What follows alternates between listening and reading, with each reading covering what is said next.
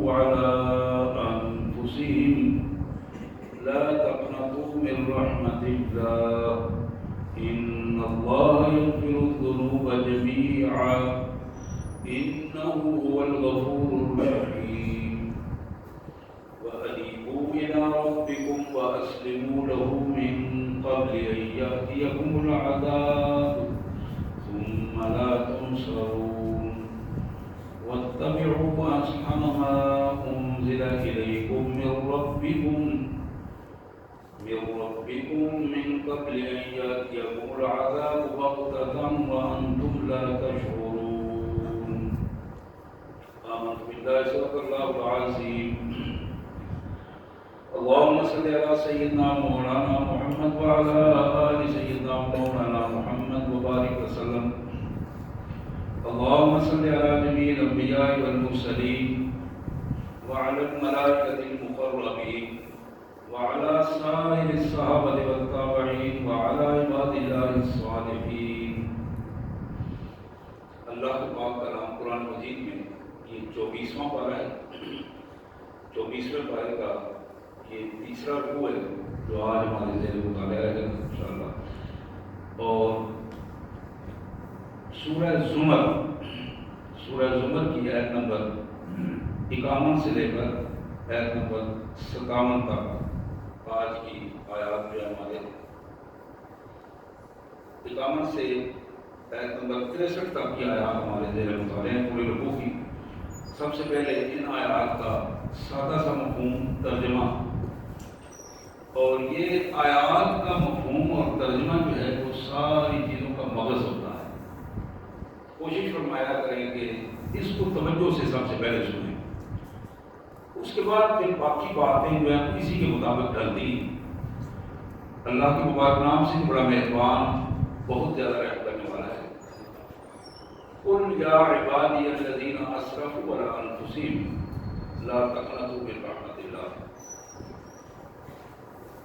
اللہ فرماتے ہیں کہ میرے رسول صلی اللہ علیہ وسلم آپ میرے بندوں تک میرا یہ پیغام پہنچائیں. قل آپ میرے بندوں تک میرا یہ پیغام پہنچائیں اور میرے بندوں کو کہیں کہ یا عبادی، اے میرے بندوں. اب اللہ تعالیٰ ڈائریکٹ وہ ارشاد فرما رہے ہیں الذین اسرفوا علی انفسہم، جنہوں نے اپنی جانوں پر ظلم کیے ہیں، زیادتیاں کی ہیں، گناہ میں لتڑے پڑے ہیں، پریشانی ہو، گناہوں کی پریشانی ہے، ندامت ہے. اسرفوا علی انفسہم لا تقنطوا من رحمۃ اللہ، اللہ کی رحمت سے نا امید نہ ہونا. تم گرے پڑے ہو، کچھ بھی ہو، بڑے پریشان ہو، لیکن لا تقنطوا من رحمۃ اللہ، اللہ کی رحمت سے مایوس نہیں ہونا، اللہ کی رحمت سے نا امید نہیں ہونا. ان اللہ یغفر الذنوب جميعا، حقیقت یہ ہے اللہ تعالیٰ تمہارے گناہ معاف کر دے گا، سارے کے سارے گناہ معاف کر دے گا. جمیع کا لفظ استعمال ہوا، اللہ تمہارے گناہوں کو معاف کر دے گا، سارے کے سارے گناہوں کو معاف کر دے گا. تم گناہوں کو معاف کرانے والے تو بنو نا، اپنے آپ کو اللہ کے دربار میں پیش تو کرو. انہ هو الغفور الرحیم، وہ مالک معاف بھی کر دیتا ہے اور معاف کر کے پھر مہربانیاں بھی فرماتا ہے، رحمتیں بھی نازل فرماتا ہے. وَأَنِیبُوا إِلَىٰ رَبِّكُمْ، اور میرے بندوں کو یہ بھی بتاؤ میرے رسول صلی اللہ علیہ وسلم کہ تم اپنے پروردگار سے رجوع کرو، تعلق بناؤ، مالک کو ناراض نہ کیا کرو، اسے خوش رکھو، اس کے حکم کو مانو اور اس سے تعلق بناؤ. اپنے اللہ سے تعلق بنایا کرو، اور یہ ذہن میں رکھو کہ یہاں تعلق نہیں توڑنا. دنیا بھر سے تعلق توڑ سکتا ہوں لیکن اللہ سے تعلق نہیں توڑنا. وَأَنِیبُوا إِلَىٰ رَبِّكُمْ، اللہ سے رابطہ اس طرح کا قائم کرو کہ تمہارا رابطہ قائم رہ جائے.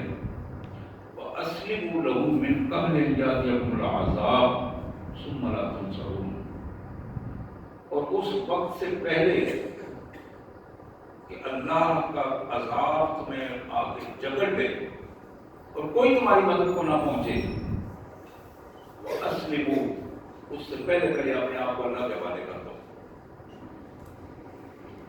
اللہ کے حوالے کرنے کا کیا مطلب ہے؟ تمہارا اپنا کوئی فیصلہ نہ رہے، اللہ کے فیصلوں کو قبول کر لو اور اس فیصلے کے مطابق اپنے آپ کو اٹھا دو۔ اللہ کے اس عذاب سے جو اچانک تم پر ٹوٹ پڑے اور کوئی اس سے بچانے والا نہ ہو، اس سے پہلے اپنے آپ کو اپنے اللہ کے قانون کے حوالے کر دو۔ وَاتَّبِعُوا أَحْسَنَ مَا أُنزِلَ إِلَيْكُم مِّن رَّبِّكُم مِّن قَبْلِ أَن يَأْتِيَكُمُ الْعَذَابُ بَغْتَةً وَأَنتُمْ لَا تَشْعُرُونَ۔ اچانک عذاب کے ٹوٹ پڑنے سے پہلے کہ تمہیں اس کا ادراک بھی نہ ہو، اپنے پروردگار کے نازل کردہ اس قرآن کی اتباع کرو۔ وَاتَّبِعُوا أَحْسَنَ مَا أُنزِلَ إِلَيْكُم مِّن رَّبِّكُم، کائنات کے مالک نے قرآن کی صورت میں جو سب سے بہترین چیز تمہیں عطا کی ہے، اس قانون کے پیچھے اپنے آپ کو چلاؤ، اس کے مطابق چل جاؤ۔ ایسا نہ ہو ان تقول نفس یا حسرتا علی ما فرطت فی جنب اللہ وان کنت لمن الساخرین، کوئی بندہ پھر یہ کہے میں نے تو اللہ سے تعلق کے بارے میں بڑی بے روی اختیار کی، مجھے بڑا افسوس ہے میں تو اللہ کی بات نہ مان سکا، میں تو بندوں کے چکر میں رہا، وَإِن كُنتُ لَمِنَ السَّاخِرِينَ، اور اس سے بڑی بات کہ میں اللہ کا بھی مذاق اڑاتا رہا، اللہ کے رسول کا بھی مذاق اڑاتا رہا، اللہ کے دین کا بھی مذاق اڑاتا رہا۔ وَإِن كُنتُ لَمِنَ السَّاخِرِينَ، میں اپنے سارے کام کو مذاق نہیں سمجھا تھا، دنیا داری کے چکروں میں آ کر یہ سارا کرتا رہا۔ او تقول لو ان اللہ ہدانی لکنت من المتقین، یا پھر اس طرح کا کوئی کام بن جائے، کوئی بندہ یہ کہے سزا سامنے ہے، مار پڑنے والی ہے، اور اب وہ مار کو دیکھ کر یہ کہے کہ کاش مجھے سیدھا راستہ مل جاتا تو میں بھی متقی بن جاتا، اب اس وقت افسوس کرنے کی کوئی صورت نہیں، کوئی فائدہ نہیں۔ او تقول حین تری العذاب، یا پھر اپنے آنکھوں کے سامنے جب عذاب آتا دیکھ لے اور پھر پکار اٹھے لو اننی کرۃ فاکون من المحسنین، ایک موقع اگر مجھے اور دے دیا جاتا تو میں بڑا ہی نیک بندہ بن کر اللہ کے حضور چلا جاتا۔ لو اننی کرۃ، ایک موقع مجھے مل جاتا، فاکون من المحسنین، میں تو پھر آگے بڑھ کر اللہ کی اطاعت گزار بندوں میں ہوگا۔ اب اس کا اللہ نے جواب دیا ہے، اللہ نے اپنے رسول کے ذریعے یہ باتیں ہم تک پہنچائیں کہ میرے رسول میرے بندوں کو بتاؤ۔ اب اس کا جواب یہ تینوں صورتوں میں، پہلی صورت یہ تھی علی ما فرطت فی جنب اللہ، میں اللہ تبارک و تعالیٰ کے دین کو، قانون کو، اللہ کے رسول کو مذاق لکھنے دیتا رہا، دنیا داری میں لیتا رہا، اور میں غیر متوازن رویہ میں نے اختیار کیا، جو مجھے اطاعت گزاری کرنی تھی میں نے اس کو مذاق میں اڑا دیا۔ ہدایت مل جاتی تو میں بچ جاتا اور متقی بن جاتا، عذاب کو دیکھ کر کاش مجھے ایک موقع اور مل جاتا تو میں بھی محسنین میں سے ہو جاتا۔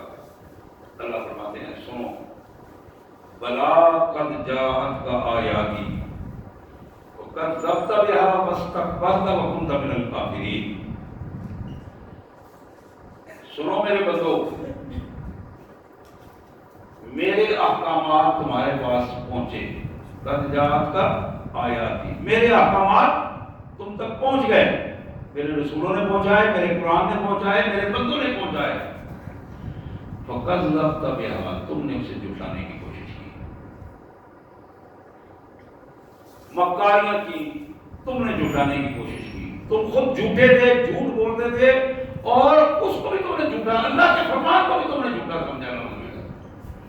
تمہارے مفادات کے جھوٹے مفادات کے وہ خلاف تھا، تم نے اس کو بھی جھوٹا سب باور کرانے کی کوشش کی.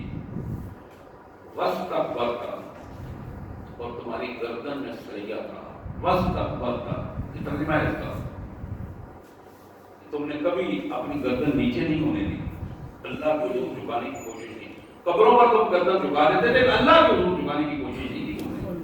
وَاسْتَكْبَرْتَ، بندوں کے سامنے جھک جاتے تھے جہاں ڈنڈا تمہیں محسوس ہوتا تھا، لیکن اللہ کے سامنے تمہاری گردن نہیں جھک پائی. وَاسْتَكْبَرْتَ، تم نے اپنے آپ کو نعوذ باللہ بڑا بنا کر پھر تمہاری چال ڈھال گفتگو تمہارا رنگ ڈھنگ سارا متکبرین وقت پارا تھا. وَاسْتَكْبَرْتَ، تم نے اپنے آپ کو بڑا بنا کر پیش کرنے کی کوشش کی. وَكُنْتَ مِنَ الْكَافِرِينَ، ہمارے ریکارڈ میں تم کافروں میں، نافرمانوں میں، بدتینت لوگوں میں شمار تھے. ہم نے اپنے ریکارڈ میں تمہیں نکال کر وہاں رکھا. وَيَوْمَ الْقِيَامَةِ،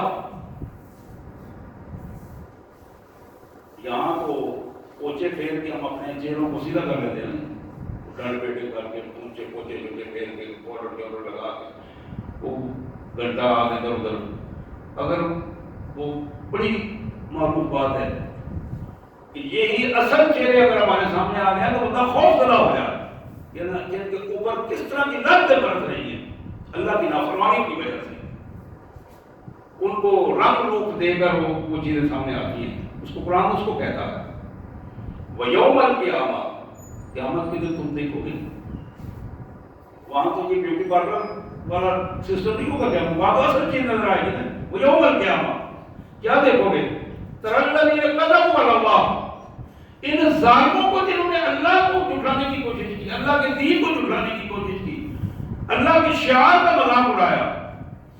وجوہہم مسودۃ، ان کے چہرے کالے سیاہ ہوں گے اور دیکھنے کو دل نہیں کر رہا. لوگ دیکھ کر نفرت کریں گے ان کے چہروں سے. الیس فی جہنم مثوی للکافرین مثوی للمتکبرین، یہ جو متکبر ہیں کیا جہنم میں جگہ کم ہے ان کے سزا دینے کے لیے؟ جہنم کا پیٹ بہت بڑا ہے، ان کو لے کر بھی وہ نہیں بھرے گی. قرآن کہتے ہیں وہ بار بار جہنم کی آواز آئے گی حل من مزید، حل من مزید. مجرم کم ہو گئے اور لائیں اور لائیں. وَيَوْمَ الْقِيَامَةِ، تم دیکھو گے تَرَى الَّذِينَ كَذَبُوا عَلَى اللَّهِ، جنہوں نے اللہ کے دین پر، اللہ کے رسول پر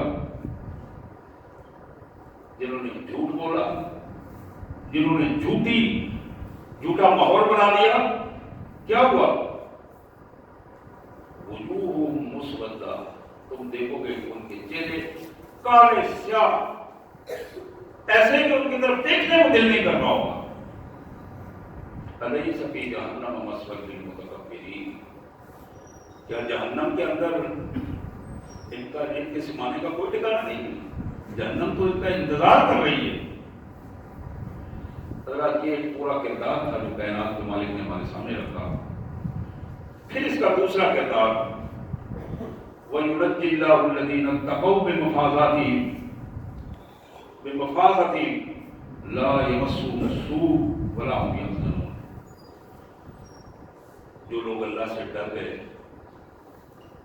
اللہ کو اطاعت گزاری کی، اللہ کے دین کے مطابق اپنے آپ کو ڈھالا، اللہ کے رسول کا احترام قائم رکھا، اللہ کے نبی صلی اللہ علیہ وسلم کی احترام کو قائم رکھا.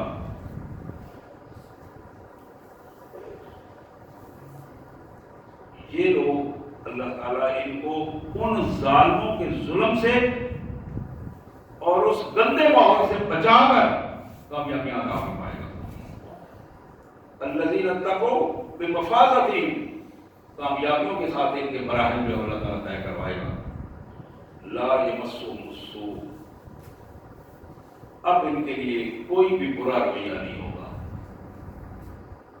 کوئی غلط چیز ان کو چھو کر نہیں گزرے گی. اللہ تعالیٰ اتنی حفاظت فرمائیں گے ان کی.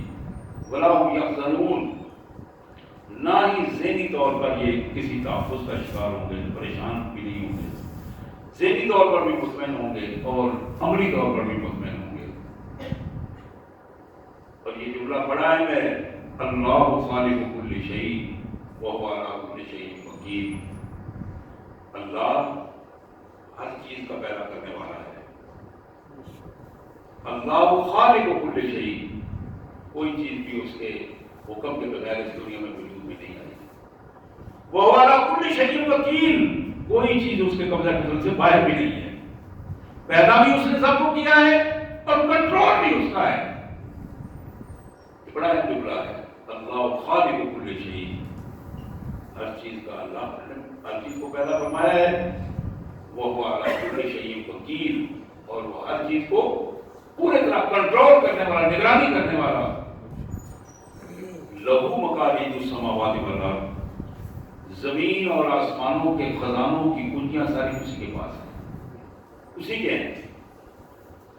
والذین کفروا بآیات اللہ هم الخاسرون، جو اللہ کے حکموں کو نہ ماننے والے لوگ ہیں، یہی بنیادی طور پر ذلت اور رسوائی کے ساتھ گھاٹے اور خسارے والے لوگ ہیں. نستغفر اللہ ونتوب الیہ، یا کریم یا رحمۃ الرحمین یا ذا الجلال والاکرام. حضرات یہ 24واں پارہ تھا، 24ویں پارے کا یہ تیسرا رکوع ہے. گھر میں جا کے مطالعہ کریں اس کا، مزید آپ کے اوپر اس کی کیفیات کھلیں گی، تفاصیل سے مطالعہ کریں. سورہ زمر ہے یہ، سورہ زمر کی آیت نمبر 51 سے لے کر 63 تک کی آیات تھی جو میں نے تلاوت بھی کی اور اس کا مفہوم بھی اپنے انداز میں آپ کے سامنے رکھا. جناب محمد کریم خاتم النبیین سید عالم صلی اللہ علیہ وسلم نے فرمایا، بخاری کی روایت ہے، نعمتان مغبون فیہما کثیر من الناس الصحت والفراغ. لوگوں،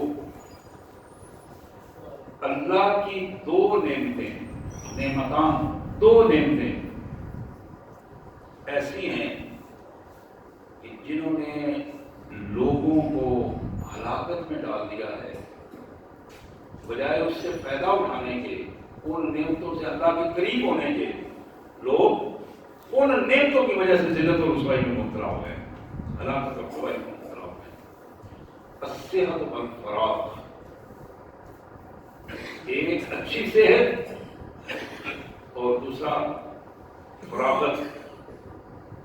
رزق مل رہا ہے، کام کوئی نہیں ہے.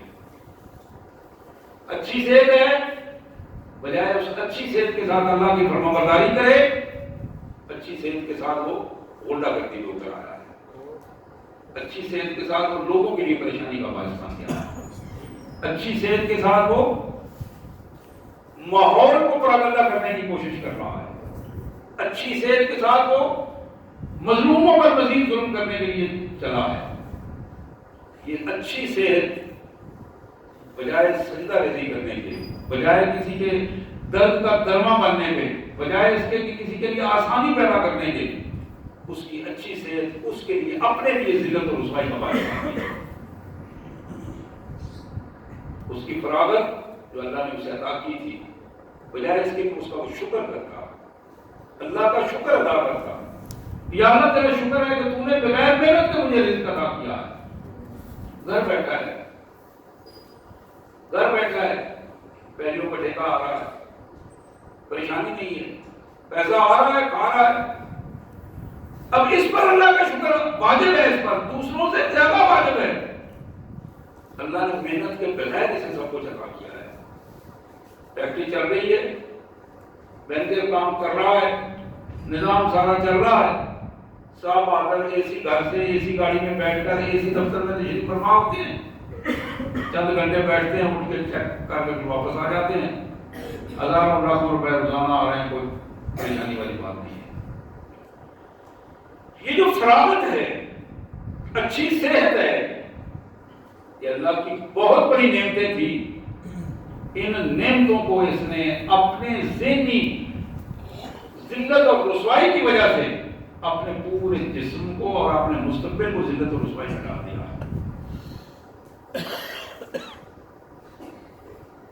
حضور صلی اللہ علیہ وسلم نے فرمایا، مسلم شریف کی حدیث، آپ فرمایا کہ لوگوں یہ دنیا تو تمہارے محض چلانے کے لیے اللہ تعالیٰ نے تمہیں آزمائش کے لیے دے دی تھی، کیونکہ نظام تمہارا چلتا رہے، یہ تمہاری ضرورت تھی، تمہارا مقصد تو نہیں تھا۔ تم دیکھو تو صحیح کہ یہ دریا چل رہا ہے، نہر چل رہی ہے، سمندر ہے، ایک انگلی کو اس میں ڈبو کے دیکھو اور پھر دیکھو تمہاری انگلی کے ساتھ کیا لگ کے واپس آتا ہے۔ پانی کتنا نظر آ رہا ہے، لیکن تمہاری انگلی ڈبونے کے بعد تمہارے پاس کیا آیا ہے؟ اسی کو حضور صلی اللہ علیہ وسلم نے فرمایا واللہ ما الدنیا فی الآخرہ الا مثل ما جعل احدکم اصبعه فی الیم فلینظر بما یرمی۔ اللہ کی قسم، جس دنیا کے پیچھے تم نے اپنے دین کو بیچ دیا ہے، جس دنیاوی اسٹیٹس کو لینے کے لیے تم نے خود بھی جھوٹے ماحول کو کریٹ کیا اور اپنے آپ کو بھی جھوٹا ثابت کر دیا ہے، تمہیں کیا ہو گیا؟ حضور نے فرمایا کہ اس کی مثال الا مثل ما جعل احدکم اصبعه فی الیم، اسی طرح کی مثال ہے کہ ایک انگلی کو جا کے سمندر میں ڈالے، دریا میں ڈالے، فلینظر بما یرمی، پھر دیکھیں کہ اس کی انگلی کے ساتھ کیا لگ کے واپس آیا ہے۔ یعنی دنیا میں آیا تھا، اس کے پاس کچھ بھی نہیں، خالی ایک جسم تھا، وہ بھی جس کا اللہ نے چاہا سلامت بھیجا، جس کا چاہا اس میں آزمائش بنا دی۔ اب جا رہا ہے دنیا سے تو کیا ہے؟ صرف ایک روایتی انداز میں ستر اور حیا کی وجہ سے اس کو کفن دے دیا گیا، ورنہ وہ جا تو اسی طرح ہی رہا جس میں آیا تھا دنیا سے۔ اور کفن کے ساتھ تو کوئی جیبیں نہیں ہوتی جو جس میں کوئی نہ کوئی چیز ڈال کے لے کے جانا ہوتا ہے اسے۔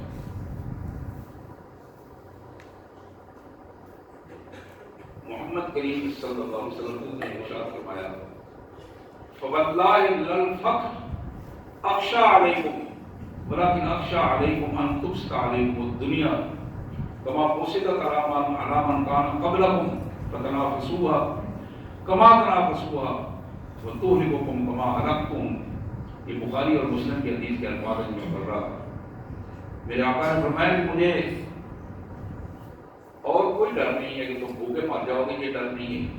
للفقر، مجھے یہ ڈر نہیں ہے کہ تم بھوکے مرو گے، بلکہ میں اس بات سے ڈر رہا ہوں کہ میرے بعد ان تبسط علیکم الدنیا، دنیا تم پر فراغت ہو جائے گی، کھلی دنیا تمہیں اللہ عطا کریں گے۔ آج بھی پوری دنیا پر اگر آپ چیک کریں گے تو مسلم امت مال و دولت اور وسائل کے اعتبار سے سب سے زیادہ پیسے والی ہے، کرنسی سب سے زیادہ اگر کسی کی طاقت والے تو مسلم دنیا کے پاس ہے، سب سے زیادہ اگر کسی کے پاس ایسٹ موجود ہیں تو وہ مسلم دنیا کے پاس ہیں۔ اللہ کے رسول صلی اللہ علیہ وسلم نے فرمایا بالکل اسی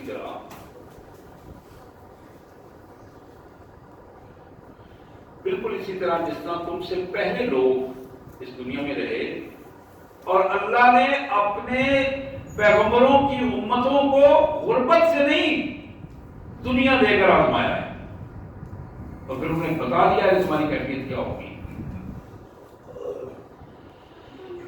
حضور نے فرمایا فَتَنَافَسُوهَا كَمَا تَنَافَسُوهَا، تم بھی اس دنیا میں اسی طرح گھس جاؤ گے جس طرح ان لوگوں نے دنیا داری کے لیے نمازیں بھی قربان کر دیا، اخلاق بھی قربان کر دیا، اپنے کردار اور سیرت کو بھی قربان کر دیا، اللہ کو بھی چھوڑا، اللہ کے رسول کو بھی چھوڑا، یہ سارے کام روایتی رہ گئے، لیکن تم نے کوشش کی کہ کسی طریقے سے سمٹ سمٹا کر دنیا میرے پاس آیا ہے۔ حضور نے فرمایا تَحْلُقُكُمْ كَمَا أَهْلَكْتُهُمْ، تم بھی اسی طرح ہلاک ہو جاؤ گے، تباہ ہو جاؤ گے جس طرح تم سے پہلے لوگ اس میں تباہ ہو گئے۔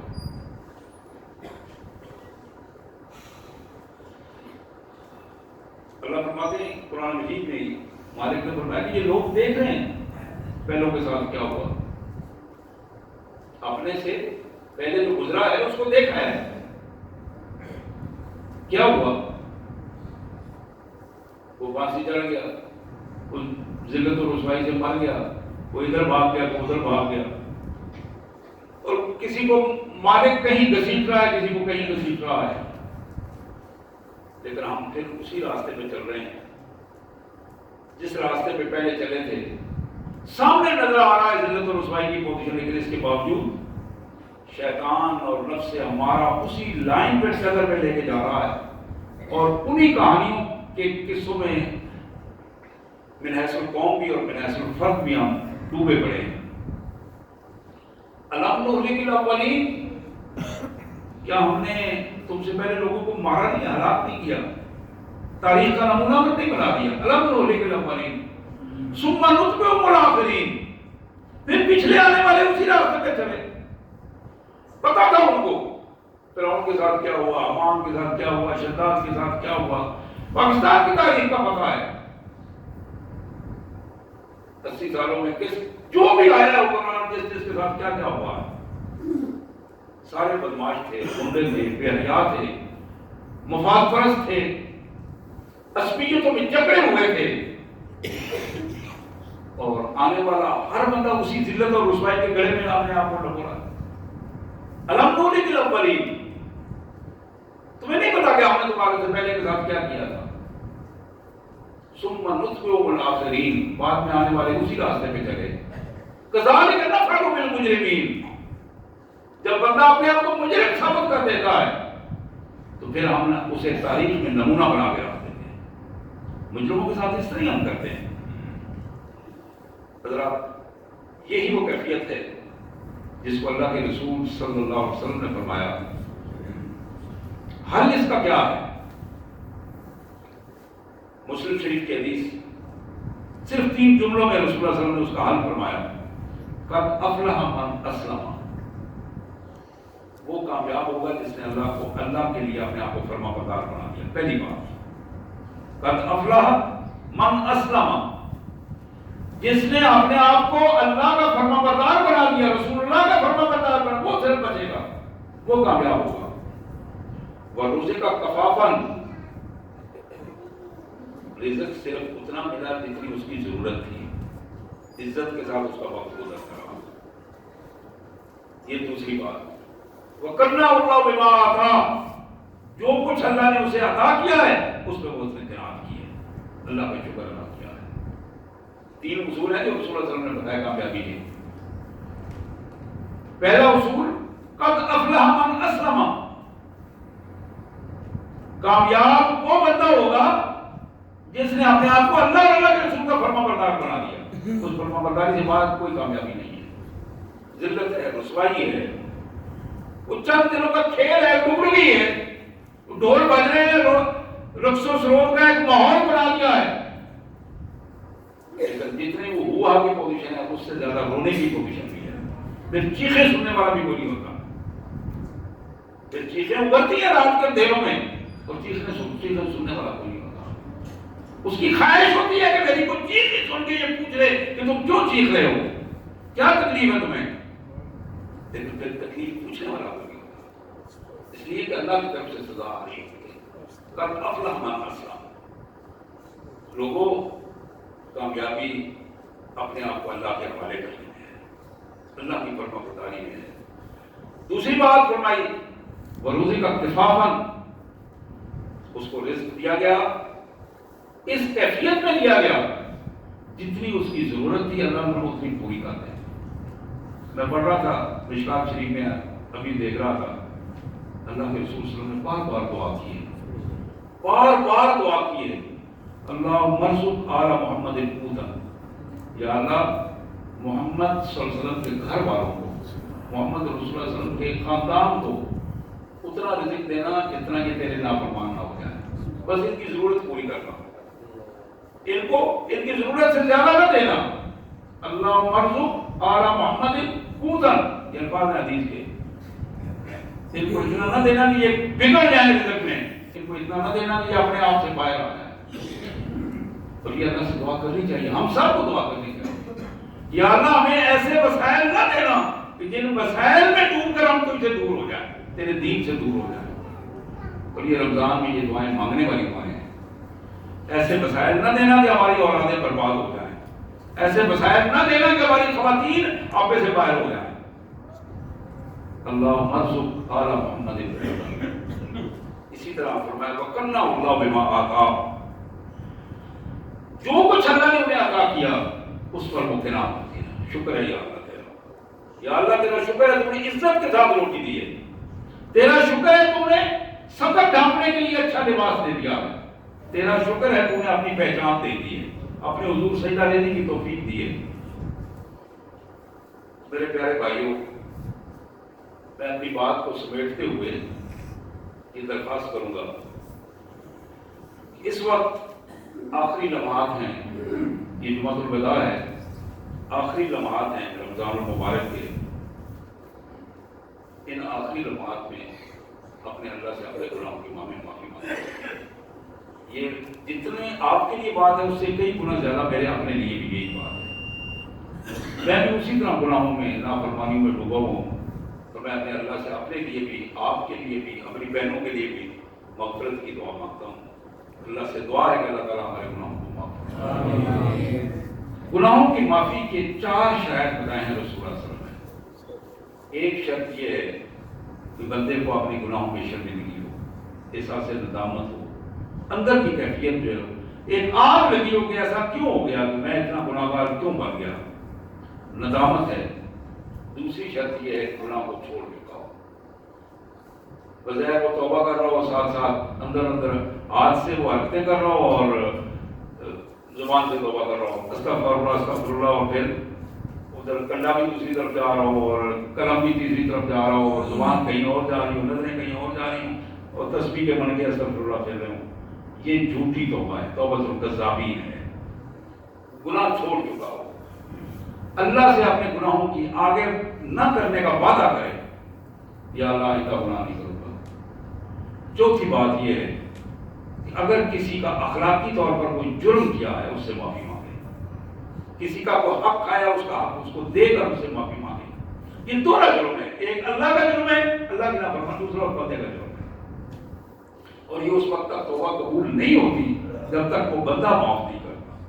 تو میرے پیارے بھائیوں، اللہ کے رسول صلی اللہ علیہ وسلم نے فرمایا کہ رمضان کی آخری رات اللہ تبارک و تعالیٰ آخری رات کو اعلان کرتے ہیں کہ میرے بندوں نے 30 دن مجھ سے معافیاں مانگی ہیں، 30 دن توبہ کا اہتمام کرتے رہے، پورا مہینہ اس طرح گزرا، میرے فرشتوں کو گواہ رہنا کہ آج میں نے ان کے سارے گناہ معاف کر دیے۔ تو ایک ساتھی نے پوچھا آہیہ لیلۃ القدر یا رسول اللہ، رسول کیا وہ ہے لیلۃ القدر ہوگی؟ آپ نے فرمایا نہیں، ولیکن العامل، لیکن جب مزدور اپنی مزدوری پوری کرتا ہے اللہ سے مزدور